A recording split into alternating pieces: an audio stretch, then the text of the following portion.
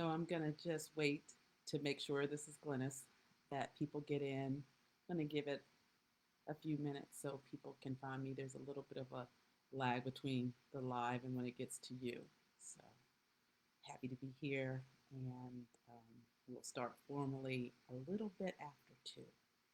So waiting for folks to show up.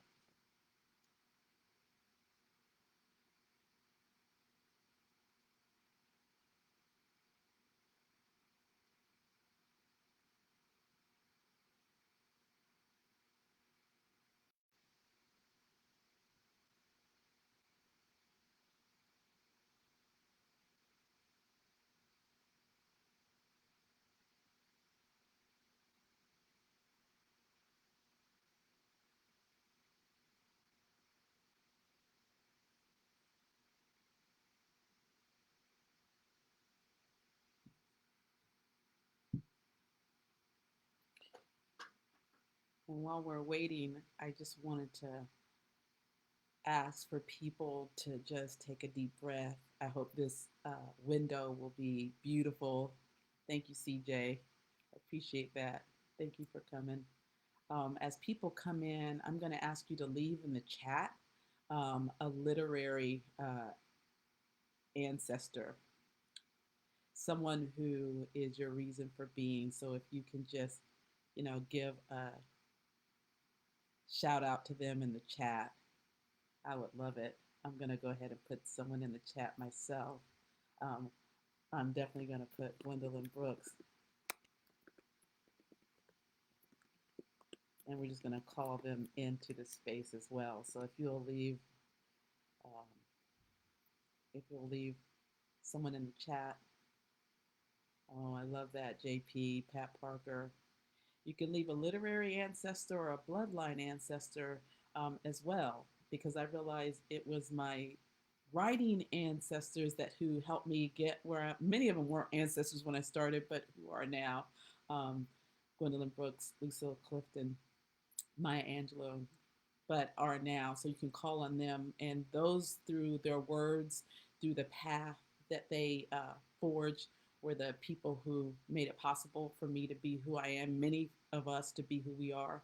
And then also, I have people like my mother who has never written a poem, but her life is a poem. Her being so creative and teaching me about line and form and rhythm and cadence in the kitchen and in sewing. So if you would just go ahead and honor them, we're going to get started in about 2 more minutes.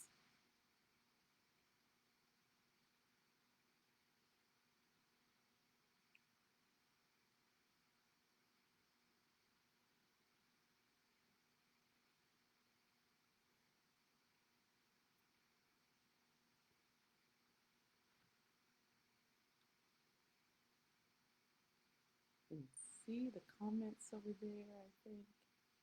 Let's see. Make sure I see comments. I'll try to do my best.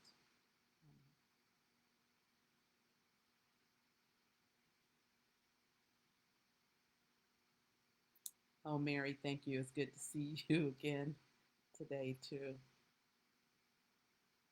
Got literary ancestors coming in. Please post your literary ancestors. I'm going to give it 1 more minute.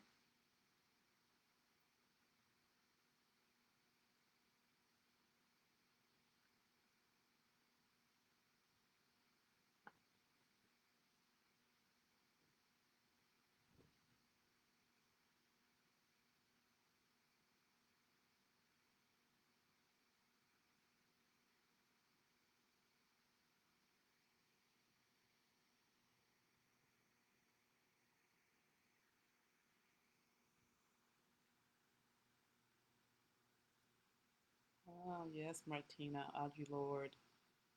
Love it. Got Mary Oliver coming in the house as well. All right. I'm going to go ahead and get started. I just want to start off by saying thank you all for showing up on this Friday, for watching Furious Flower Facebook Live reading. For those of you who do not know, Furious Flower Poetry Center at James Madison is one of the oldest and largest centers dedicated to Black poetry. So if this is your first time hearing about Furious Flower, I encourage you to look them up and see all of the wonderful programs that they have created and are in existence. I will just say a little bit more about that and then I'll talk about it after my reading. I don't think I ever remember a time when Furious Flower was not in existence due to Dr. Gavin. And even before I was venturing out of my hometown to write poetry, I believe that I learned about Furious Flower through, I guess back in the day, this was before the internet. So I'm thinking I got flyers or journals. I knew they were just one state away, but it seemed like they were on another planet. But I would get this information, and just to know that Furious Flower was there, I knew one day I would be connected at some point as a Black poet, hopefully praying that I would be connected to Furious Flower. So thank you for all that you all do. And I'm going to start my reading. My name is Glenis Redmond, and I'm in Greenville, South Carolina.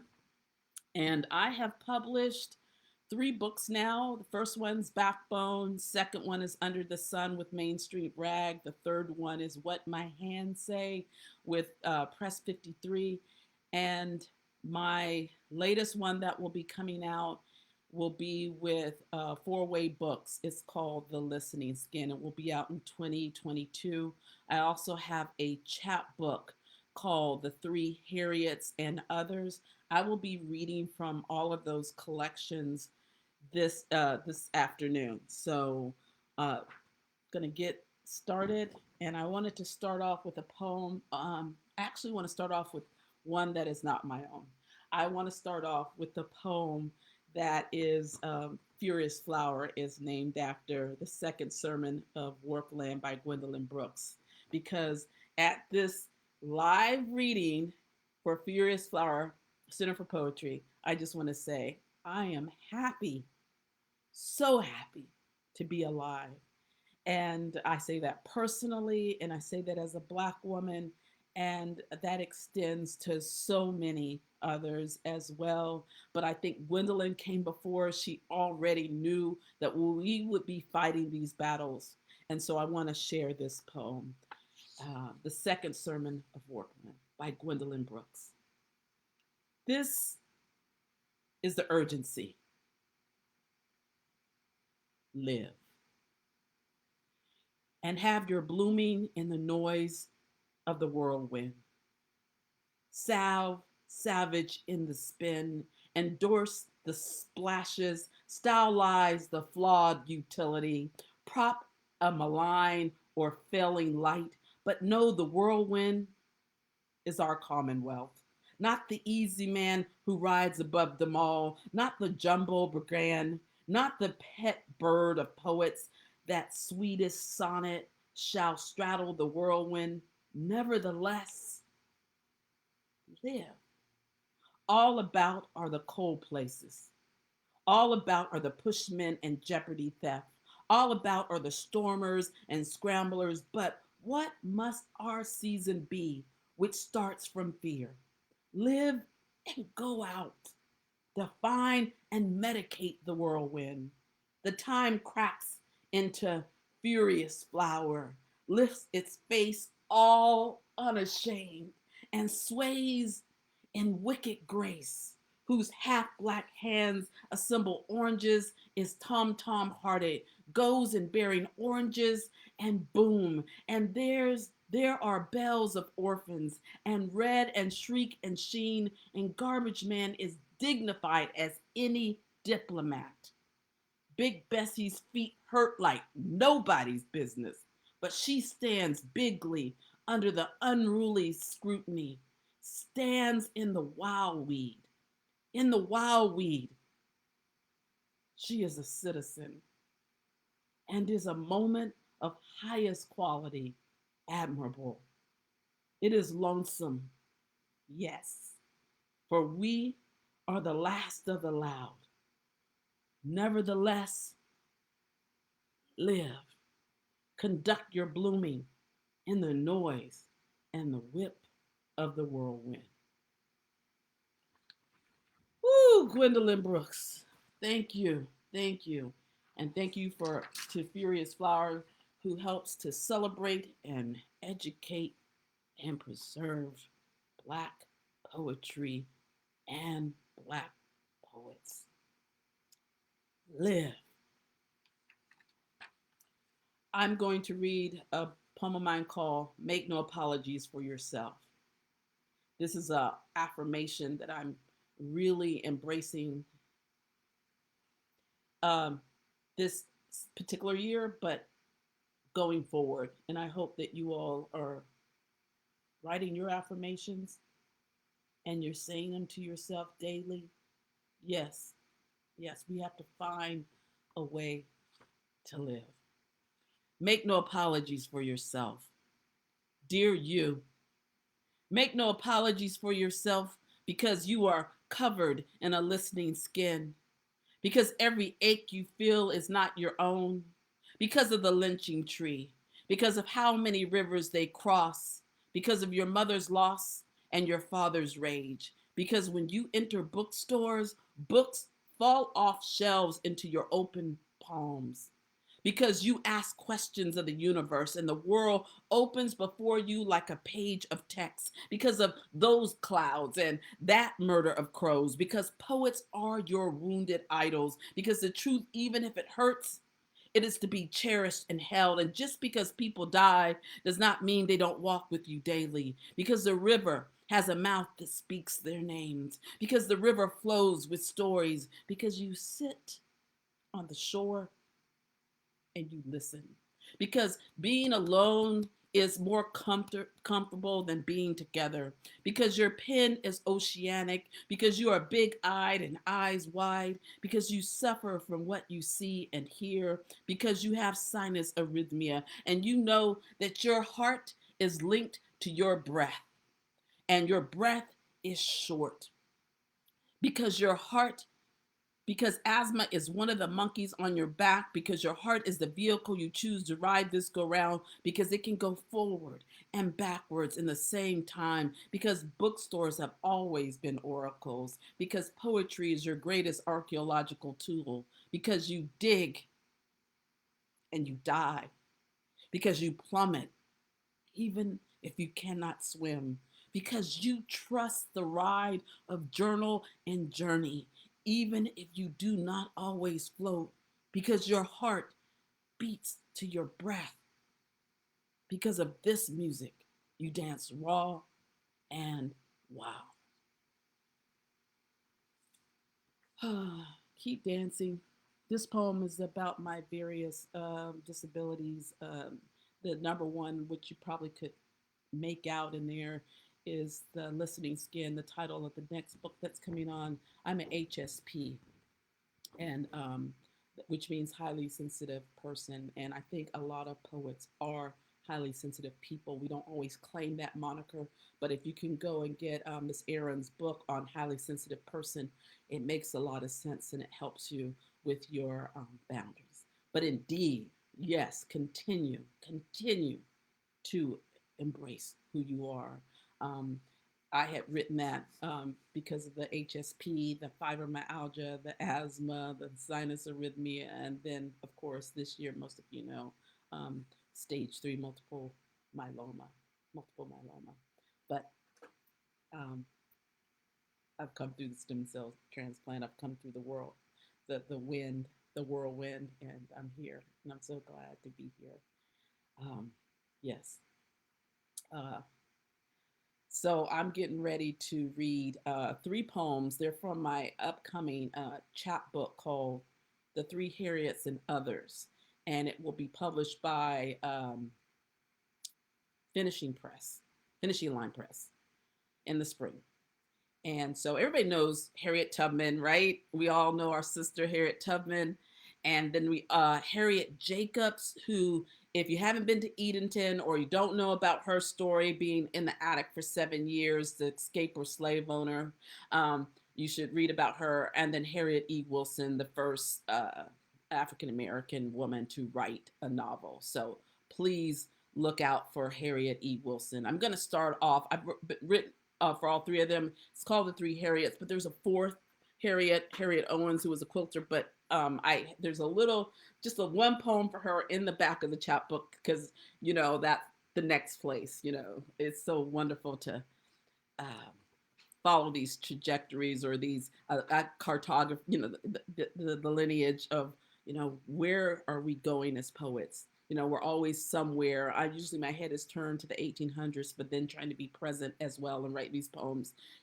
It's like Dana and Octavia Butler's Kindred. We get snatched and we're thrown to the past, and that's really how I feel as a HSP and a time traveler.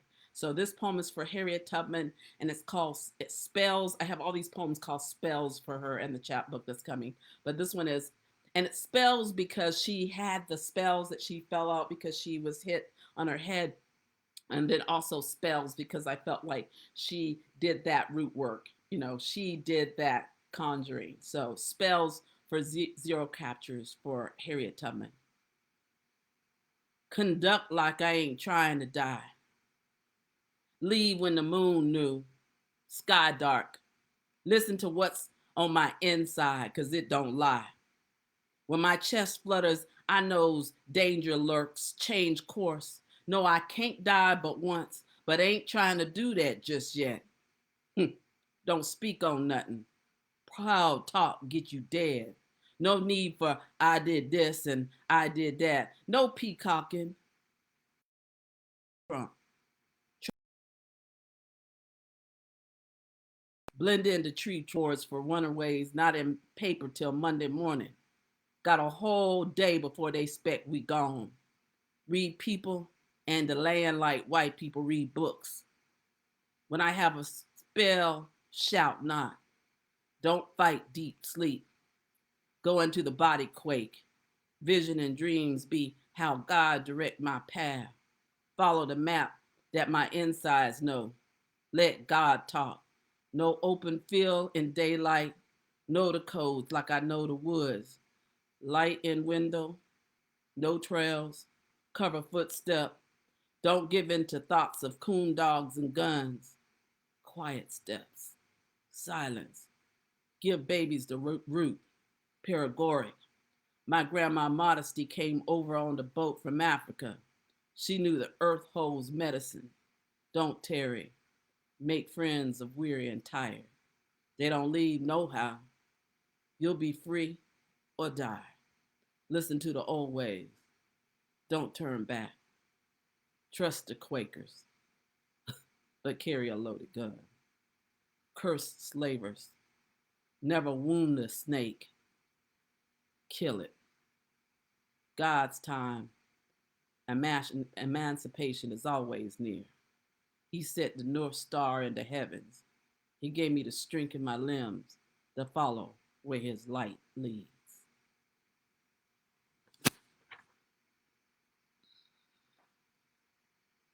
The next Harriet I'm going to read is for Harriet Jacobs, and it's called House Another Kind of Feel. House Another Kind of Feel for Harriet Jacobs.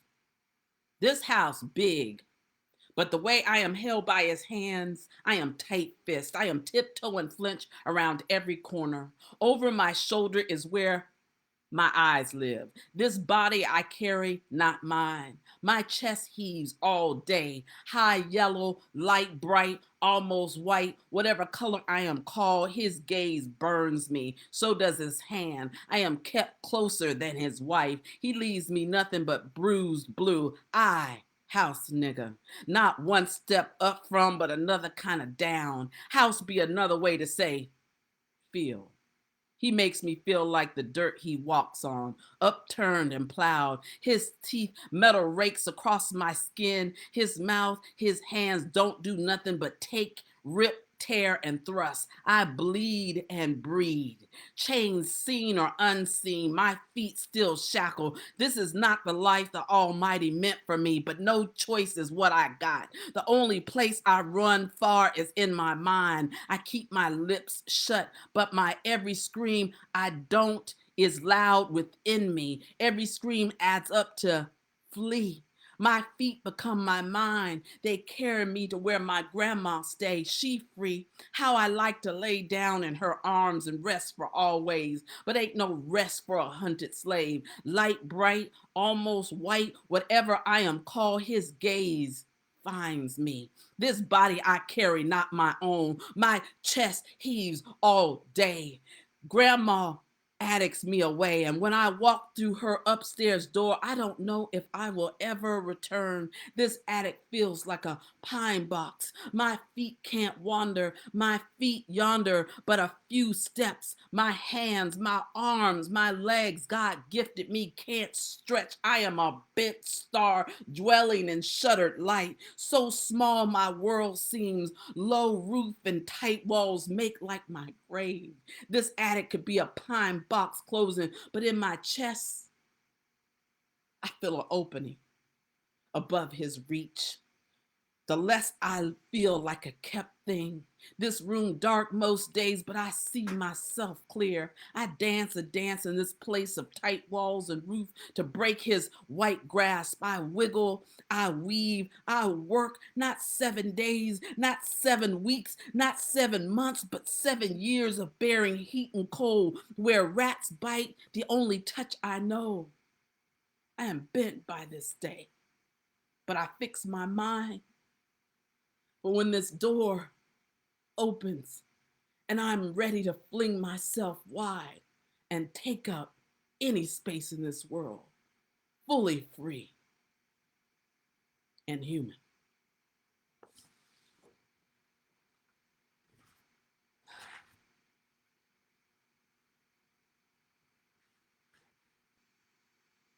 And the last poem I'm going to do for the Harriets is for um, Harriet E. Wilson. And thank you for the moderators on dealing with if there's anything on the thread that's coming through that's not supposed to be here.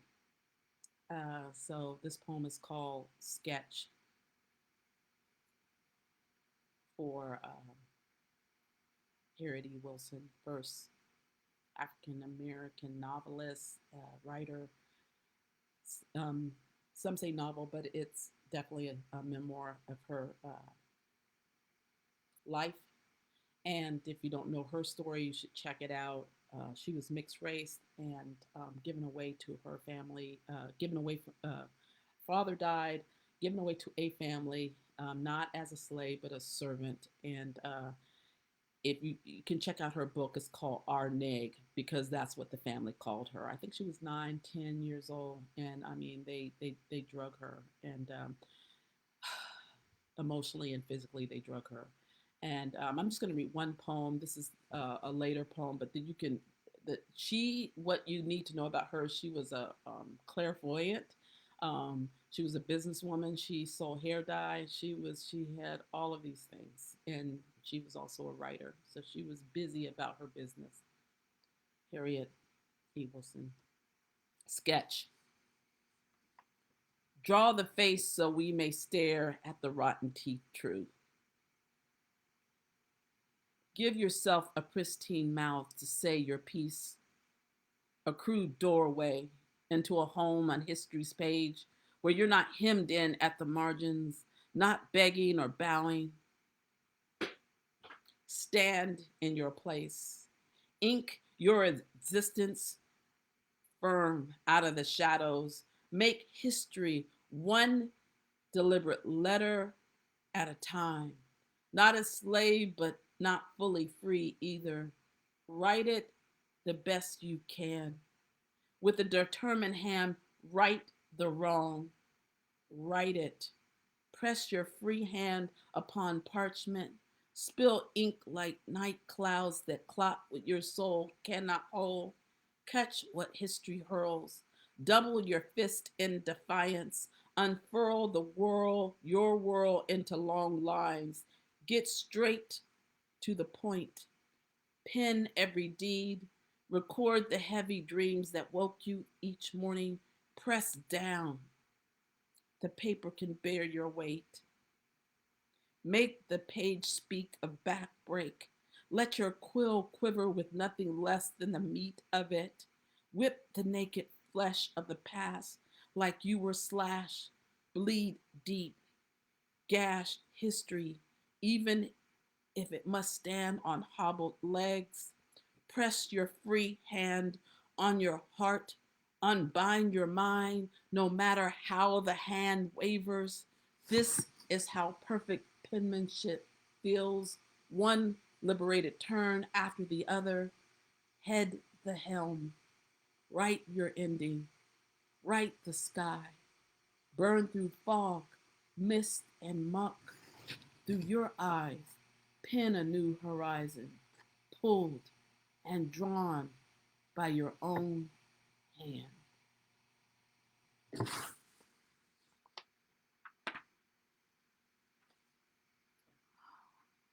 Sometimes I get the questions why I go back to the 1800s so much. It just feels like they have so much to tell us and teach us, especially in the light of what we're going through today. I'm going to read a poem that now it's called Racism Squared. As I said, I'm from South Carolina. I'm a military kid, but my family's from South Carolina, and I moved back here in 2011. And I traveled for the last 28 years around the country, and I can tell you, there are places where I feel the land is weighted and charged. And one of the places that's really charged for me is uh, town squares, southern town squares. I just, I don't know, they unearthed me. And took me a while to write about it. So I'm writing about two squares. You'll see it. So that's why it's called Racism Squared. Racism Squared. Square dances in town squares fill me with an inarticulate fire. How I burn when forced to dance a folk dance not of my folk. Even at 15, I knew that dance was every shape but square. My friends and I dressed in all black, preferred our routine to boogie nights. We circled the floor with heads and hips, even our back curved to the beat of bass and drum. Unbeknownst to us, we shimmied in the footsteps of our ancestors. In gym class for a grade, we were forced to heed the call. Swing your partner. How I was swung into the center of every southern town I have ever entered, where the phantom auction block sits, where the caller barks, bitter, bitter, bitter, sold.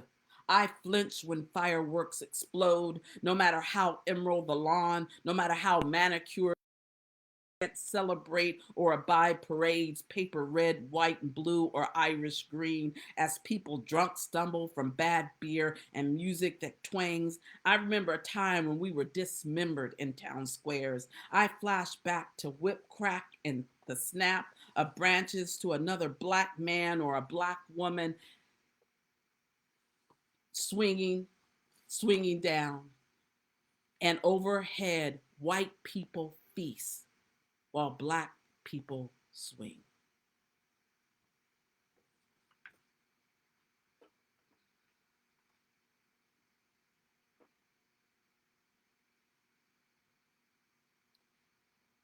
Um, I'm gonna read another poem that's kind of troubling, but I'm gonna not leave you there. This one's called Blasphemy. Um,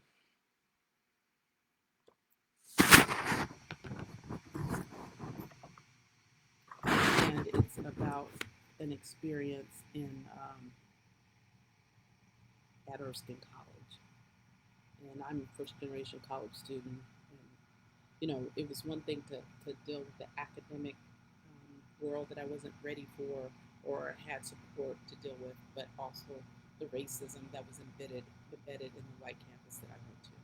And so this poem will be in listening skin. It's called Blasphemy. Makes me want to shout when black voices sing and white bodies flail, mimic the twist or the Watusi, acting out scenes from Animal House or Blues Brothers, both. Movies cater to white frat boy mentalities. While they flail, I flinch at the awkward on the beat claps and stomps. I cringe at this drunken party ritual, steeped in the gospel of our stories, rhythm and blues, or just the blues, the deep hue of history. At Erskine College, I enter the cafeteria, witness my first food fight. I come from ends that do not meet. I come from waste not, want not. I come from eat all you want, but eat all you get. Not from African dance turned to sport. Food as folly or stepping on sacred ground. In Carnegie Hall, the girl in room 207 informs me of what her mama said. You can go to school with them, but don't come back dancing niggerish. I black out, and when I come to, after giving her a piece of my father's temper, while I have read the novels between every one of her lines, like Gone with the Wind and Birth of Nation, I come from shouts and Holy Ghost dances, praise and worship while we wait on the Spirit and watch it move with awe. This is how I dance, spirit feel, offbeat around every note as if they were made of me. Feet, legs, and arms, head and hands, a spiritual syncopation, a kinesthetic worship. No ushers dressed in white, no paper fan sway, but I am carried down college halls by those who came before me with able backs and hands, not afraid of large loads. Inside me, I am always a five-alarm fire. My spirit rises up from the bottom of my soul. I leave the dance floor anytime shout plays. Don't get me wrong, I love the Isley Brothers' irreverence, but I can't abide the blatant spectacle. I sit this one out. I am a one woman revolution. I pray for mercy. I pray to accept the things I cannot change and the wisdom to raise my voice as a weapon. In this classroom, I learn, I learn, I learn to shout a little bit louder now, a little bit louder now, a little bit louder.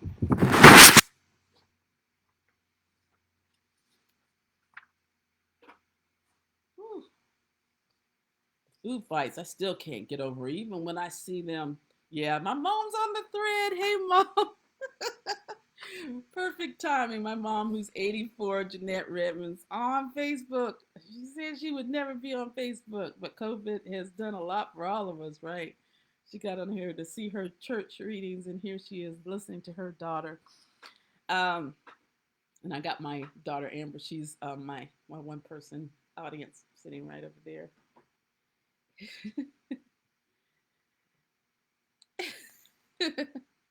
That's Amber, Maya Amber, named after Maya Angelou. And my other daughter, Celeste, is named Vivian Celeste. She is named after my mom, because my mom is Jeanette Vivian. All right, so I'm gonna read this poem, and this is putting Mama on blast because it's a little bit about her, and it's called "When Mama Dreams of Fish or Black Folk Superstitions." You're getting highs, Amber. Um, and it's after Elizabeth Acevedo. Okay. Mama in one breath recites, Yea, though I walk through the valley of the shadow of death, I will fear no evil. In her next breath, don't open that umbrella in my house, it's bad luck. Don't court trouble. When Mama dreams of fish upon waking, ask immediately, who's pregnant? For money, itch in the right palm foretells money's coming. On New Year's Day, she cooks collards for abundance of dollars and black-eyed peas for plentiful change. She never places her purse on the floor so she won't go broke. But with a wave of hand and a tisk of tongue says, I don't believe in that foolishness. What I hear her say is, don't do as I do, but do as I say do. As she called on Jesus while simultaneously burning her hair retrieved from brush so the strands can't be gathered for root work. If a bird pecks on your window or a picture falls off the wall, foreshadows death is coming. If a spider drops before you on its web, a stranger is coming to visit. Gain a man's heart through his stomach, but to keep him put, bury his drawers in the front yard. She shoos me away as I sweep. Don't sweep my feet, I might want to get married again. Reading crows, 1 for trouble, 2 to receive a letter, and 3 for joy. I have learned to listen to my mother and walk through the worlds with my eyes closed.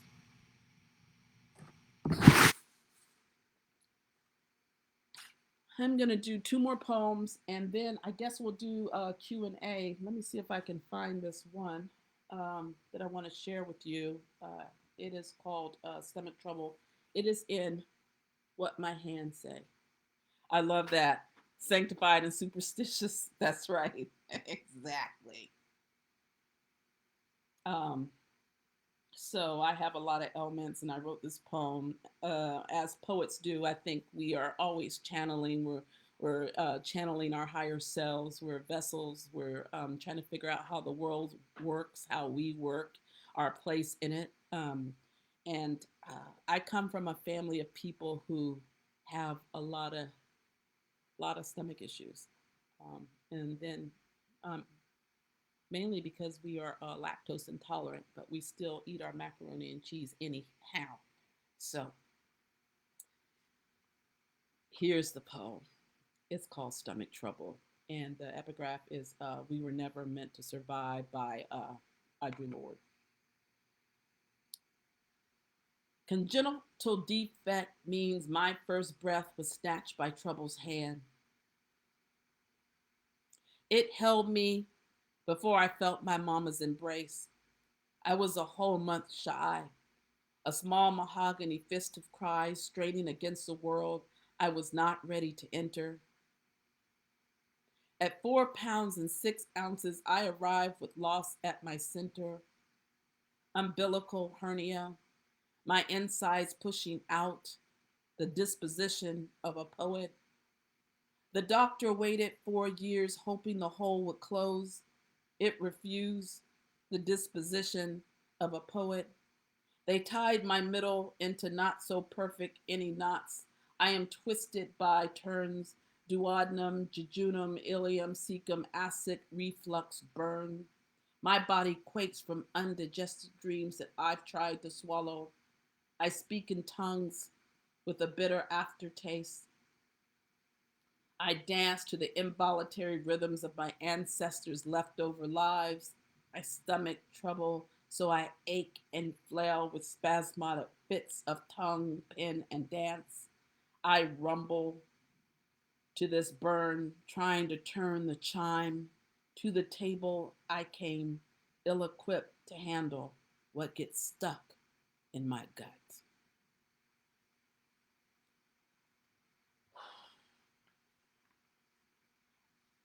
So for this last poem, or last poem right now, you guys can go ahead and start formulating your questions in the Q&A if you have any questions for me. There is what Edward Hirsch calls an initiation poem. An initiation poem is the poem that you heard early in life that opened the doors of poetry for you. And I have 3 of them. Okay, I have so you'll hear my first initiation poem, and this poem is written for this poem and this poet who I credit for, making me a poet. So this poem is called Poetry Outreach for Jackie Early. Joyce Kilmer thought he'd never see a poem as lovely as a tree. He should have seen me in the audience back in 1973 in Italy at Aviano High School in the auditorium for a Black History program with all the elementary school kids, mostly a white C and me. He should have seen me wishing and dreaming of recess until 10th grader Yolanda Walker stepped out on stage cooler than cool in black boots, black jeans, black beret, tilted on her black fro just so. He should have seen how everyone else faded to gray, how I became the only one in the room. He should have heard my heart thump as she recited the first lines. Got up this morning feeling good and black. I heard my grandma in these words, and a chorus of black South Carolinian elders. I heard black church call, and my whole self witness call back with hallelujah and amen. First time I heard a poem or literature mirror and make room for me, us. He should have seen me begin to feel good and black. Should have seen how the poem turned into a tree. Jackie Early's 1968 Winters, branching, bearing black love, black history, and black loneliness against white snow. I could have cried tears that I've been holding back for 10 years, feeling loss of Grand Lee's falling, King, Evers, Malcolm, and my own Uncle Pete. The tree pointed at me, spoke black affirmations. You are more than your playground fast legs and your best dance moves. You are wisdom and knowledge budding. You are black and beautiful. The poem kept speaking. Believe in your black thoughts, black music, in your own blackness. I went home that day with new ground beneath my feet, more purpose in my skip, spine straighter, head to the clouds. The poem Wangari Maathai'd me, caught hold, kept growing within me with gentle arms, placed me on my path, rooted me to a long line of black women poets, each passing me strength, fruit. Jackie Early told me to always embrace my blackness, no matter the weather, no matter the surroundings. Maya Angelou bid me to be a phenomenal woman. Nikki Giovanni told me to ego trip, turn everything into praise. And Lucille Clifton invited me to come celebrate. Even when the world tries to kill me, I RSVP'd, began planting my own poetry seeds across the country, around the world, almost 3 decades now. I've seen students sprout verse, their sapling cells flare into green wings. I love how the orchard blooms from one poem, a life-giving tree. I can think of nothing more lovely.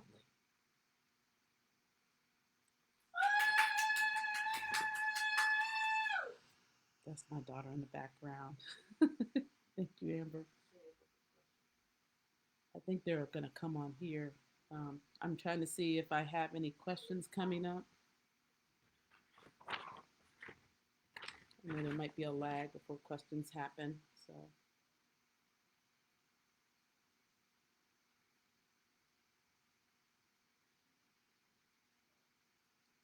any questions?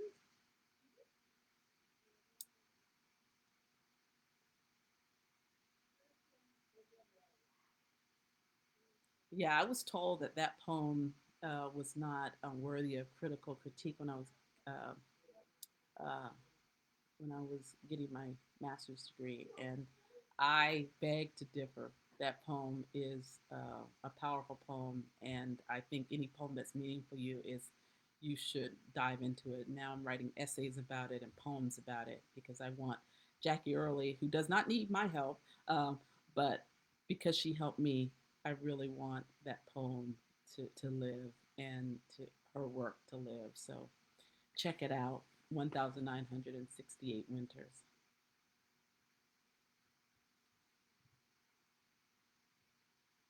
And so while the questions are happening, or you guys are getting ready to ask me some questions, how did you first hear about Furious Flower? Like I said, 25 years ago, I was living in Simpsonville, South Carolina. I was married at the time. My twins were 5, and I remember I can't remember it was what journal it was, and saw the conference being advertised, and so I knew of it from them. And then late, and I didn't know because I was just so embedded in my small world at the time. I was starting to write, but I just even though it was a state away, I had no idea how to get there, right? So it took me many, many years later after I became a poet, I started traveling, that I started branching out and got to James Madison University. Dr. Gavin invited me to come and do a poetry reading there, and that was my first time on the grounds there. Or no, my first time on the ground there was when we had the Lucille Clifton Memorial. So that was powerful. I was working in Washington D.C. at the Kennedy Center, and when I got finished, I just drove to the memorial and just sat in the audience and just needed to be there to mourn Lucille Clifton's passing because she was a pillar. So that was my experience with James Madison, the Florist Flower. That's how I got connected. And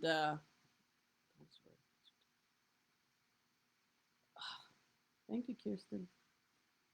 I appreciate that. What am I reading now? I wanted to show you a few things I'm reading right now. I'm reading essay book, because I'm writing a book of essays right now, and I'm reading Kathy Park Hong, Minor Feelings, and it's very vulnerable and very timely. I highly recommend it. I'm also reading a lot of my um, publishing mates at Four Way Books. Um, Yona Harvey's book, uh, You Don't Have to Go to Mars for Love. I'm also reading Tommy Blunt's book and John Murillo. Those are the three that I've ordered recently. I'm diving into that. Um, Also, uh, shout out to Lauren. Loved this book. I got it this year while I was healing. This is a beautiful book, beautiful color. I highly recommend it. You should dive into it. Um, Always going back to the women, and that's Kissing God Goodbye by June Jordan. May she rest in peace. And I'm reading Cast by Isabel Wilkerson, but I've been reading it all year. It's just a little bit tough for me to get all the way through because what we're living in.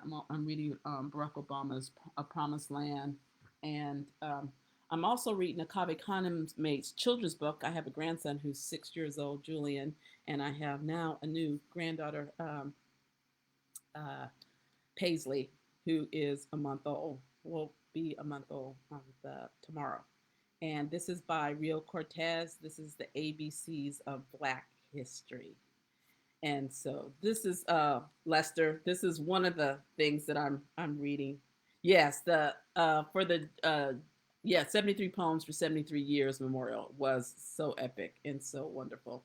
But Julie and I are reading a whole lot of Jacqueline Woodson right now, not per se poetry, but children's books. We do have the Kwame Alexander book, Out of Wonder, with Marjorie Wentworth and Kwame Alexander. And we're just reading everything that I have that all the children's books that I've collected throughout my tours. He's also learning poems uh, to recite. One of the poems that we're learning to recite is "Nothing Gold Can Stay" by Robert Frost, and then I had taught him a Carl Sandburg poem, and of course we write poems together, and we are also learning Black poets as well, and so that's what we're doing on that end.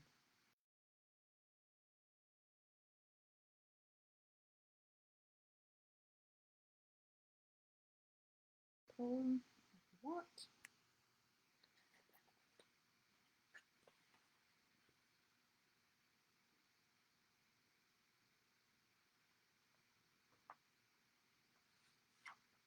Yes, nature's first greenest gold. Her heart is gift to hold. And we talked about Julie and I talked about nothing gold can stay, and he really totally gets it. And how we got to that poem, you're like, well, why are you teaching him Robert Frost?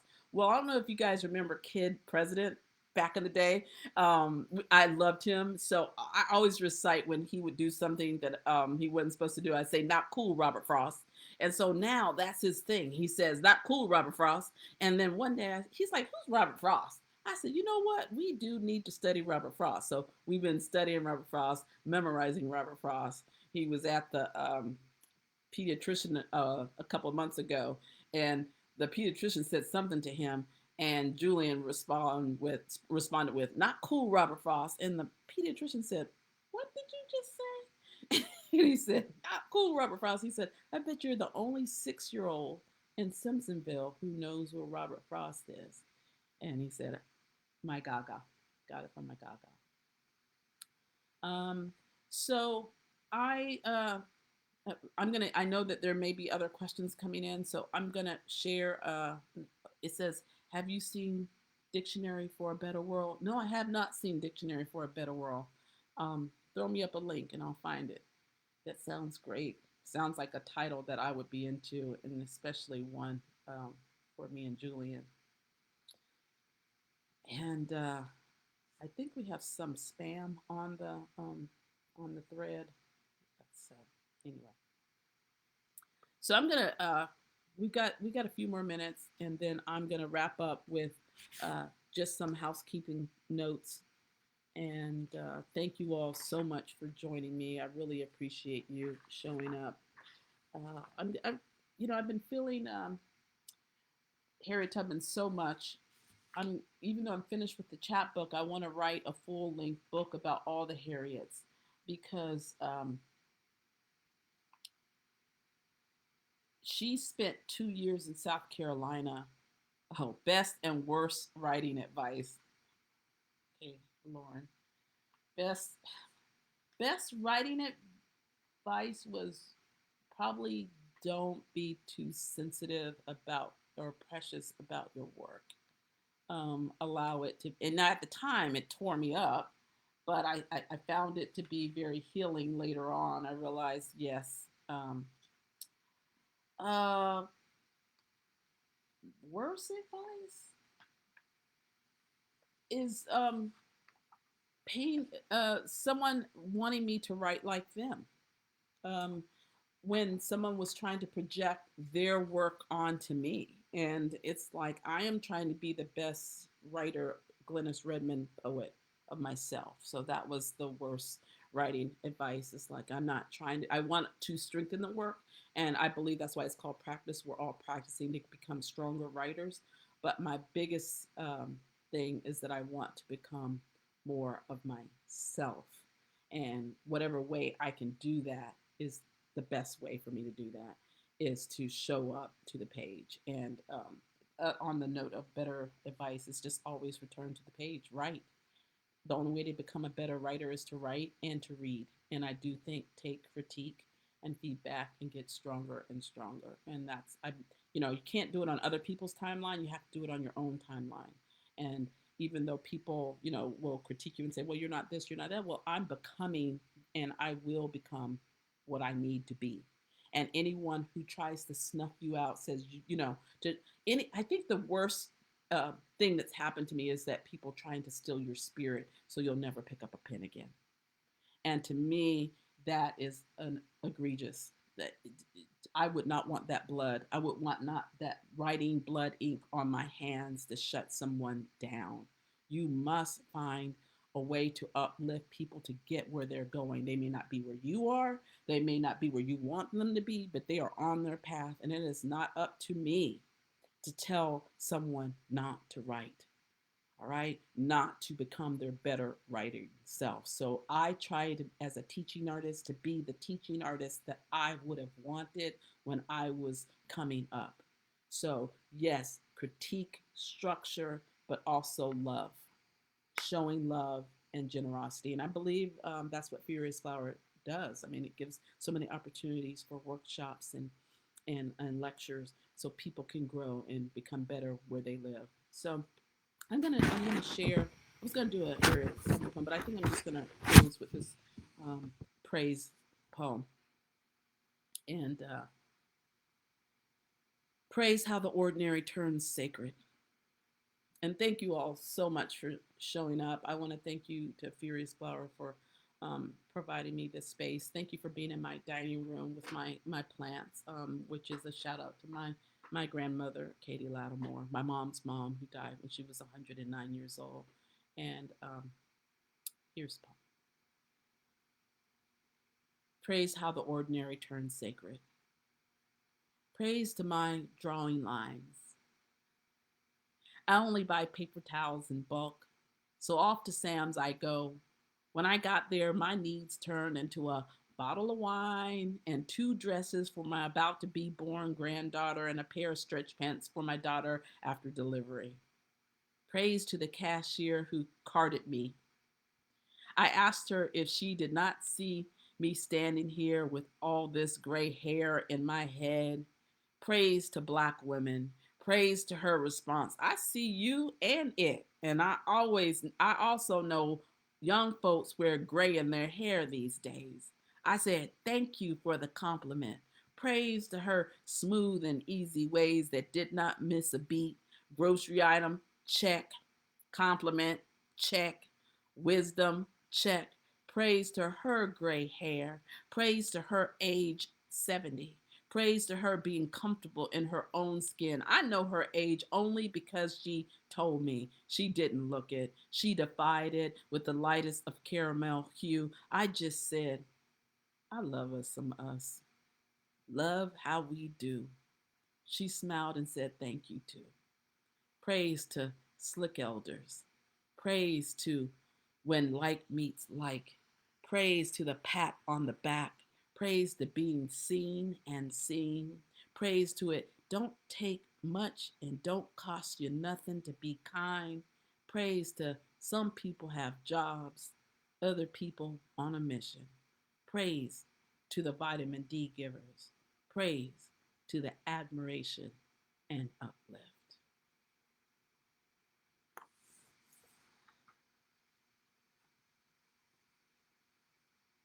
So I think you can find the sacred is everywhere you are if you look close enough.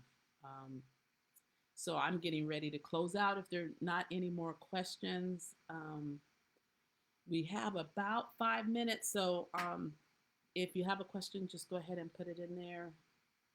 Yes, la la. Some people have jobs and others have a mission. And I was not expecting to be in church that day. I was just up in Sam's minding my own business, and I was blessed by this woman. I just almost cried because of her beauty and her, you know, how she how she came at me. So we got 4 minutes. Any questions? Praise for all. Thank you so much for tuning in to the Furious Flower Facebook Live reading. I so enjoyed it this afternoon. I hope you did too. Please be in touch with me on my website, glenisredmond.com. Thank you to the NEA, the National Endowment for the Arts, for supporting the series. I hope you enjoyed the reading. The reading series will be on break for 2 weeks, but it will resume May 7th at 2 p.m. with Indigo Moore. This is not to be missed. But before that, Furious Flower will be premiering a special program featuring readers from the most recent Furious Flower anthology. Oh, I have mine. I don't know where it is. Let me see. Oh, yeah. It's right here. Yeah. If you can get your hands on this, you need to get your hands on this. Join us on that day, Friday, April 30th at 7 p.m. for Ancestors and Inheritances Legacy of Black Poetry Global Edition. Registration information is on the website. For more information on this and other programs, follow Furious Flower on social media or visit their website. All right. So yeah, my website is thank you, Lauren Lala, for putting it in the chat. My website is there. You can find me on Instagram if you want to see poetry, and then also my grandchildren and my flowers. It is Glenis Making Poetry Rain. Uh, REIGN. What is your workshop process like? My workshop process is very much is very process oriented. I come in not at the helm. I come in with craft elements, but I also like for us to sit in a circle because I feel like knowledge flows in that way instead of from the top down. So when you come in, we will. I always start off with a poem. We're going to charge the atmosphere with a poem. It could be one of mine. It could be somebody, someone that's on my mind. But usually, it's one that's going back to the craft elements that I want to bring up. So we eventually will get to the craft elements, but not before we start unpacking where people are. So I usually have them. I have several questions that I ask because we're going on a quest, and so I ask people that that's what a question is. They go on quests, they list make, they brainstorm. I go over my craft elements. Then I bring another poem before we write, and then I send my people out off to write. And that's when I'm doing a generative workshop. That's how I roll. And I'm a former counselor, so a lot of that has to do with how my counseling uh, uh, days. So I do a that whole thing. I forget who said it, but show up, do not be attached to the show up, be present, and don't be attached to the outcome. So that's what process is. Always putting it out there so you can process. It's not about the product, process, and then the editing is a whole nother workshop. So yes, love to sit in circle with people and listen deeply when they talk and when they speak to me, because that to me is what poetry is, going deep and diving. So we are at our 3 o'clock hour. I want to thank you all for showing up. It has been a pleasure. Um, Thank you to Furious Flower. Please look at the chat, look at what their next programs are going to be. And I'm going to sign off. Glenis Redmond signing off. Hope to see you soon. Hope we intersect. Hope we connect, not just at the head, but we connect at the heart. And in the link, yes, you are invited. It has a Zoom link to where you're invited for the ancestor inheritances uh, on the 30th. So thank you. Thank you, Furious Flower.